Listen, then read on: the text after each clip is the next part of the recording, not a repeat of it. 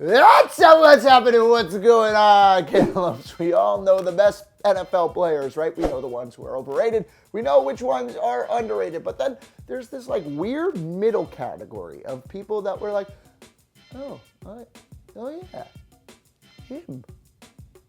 Yeah.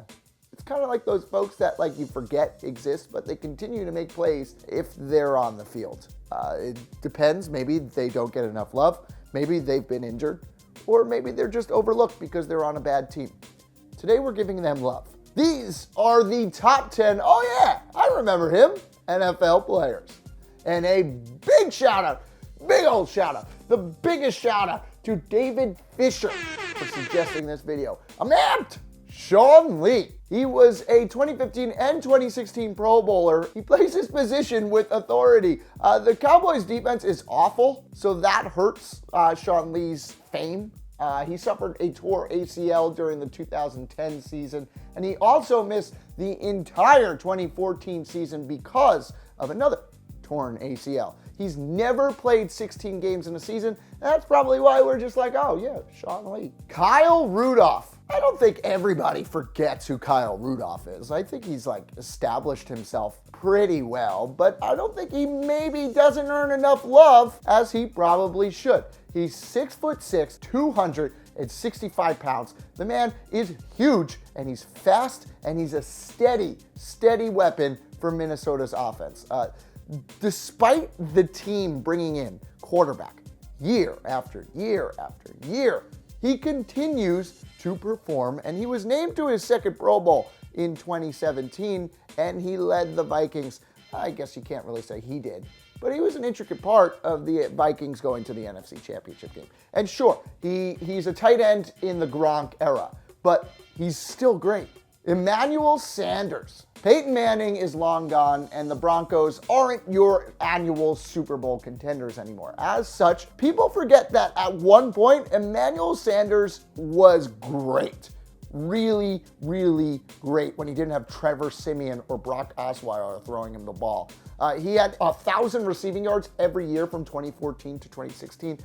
It's just been bad quarterback play.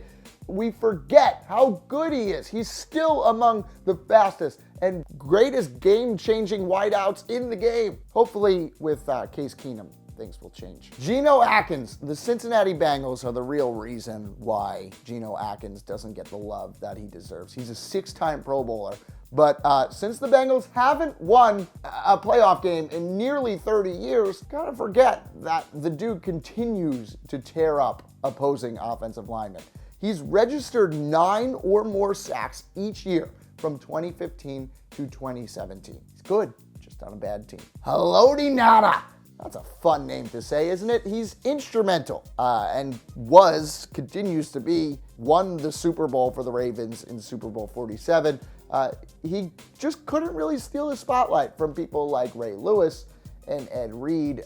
He was traded to the Detroit Lions in 2015, and he continues to dominate, but he's on the Lions, and he hasn't been a Pro Bowler since 2013. I'll tell you the truth. I did not know he was on the Lions at this point. I thought he was still a Raven. That's why we're doing this video. Marshal Yanda. Offensive linemen never get enough credit, and I'm still confident that this Ravens guard could be in the Hall of Fame one day. He's anchored their O-line for over a decade. Yanda is a key reason why Ravens running backs have been so successful, and Joe Flacco shows signs of promise. He's a 6-time Pro Bowler and a 2-time first-team All-Pro selection. He might be a Hall of Famer. David DeCastro. When you have people like Ben Roethlisberger, Antonio Brown, and Le'Veon Bell, it's hard to stand out, especially when you're on the offensive line.